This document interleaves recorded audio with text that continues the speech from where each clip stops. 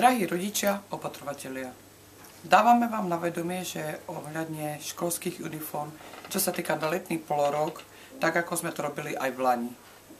Školská uniforma musí byť udržovaná po celý čas. Klasické čierne nohavice, nie rifle. Klasická čierna sukňa, vhodná dĺžka samozrejme. Školská kravata, to je fialová s logom školy. Klasická biela košeľa s krátkym rukavom a gombík pri krku musí byť zapnutý celý čas. V-strih školský sveder s logom školy. Obuv, čo sa týka obuvy, musia byť čierne vychádzkové topánky, klasické na nízkom opätku. Šperky. Čo sa týka šperkov, piercingy nie sú povolené, iba jednoduché náušnice.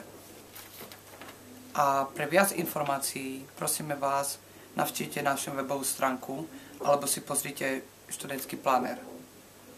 Chcela by som vám dodať do vašej pozornosti, že škola bude zatvorená pre študentov pre inset tréning deň. To bude od piatku 27.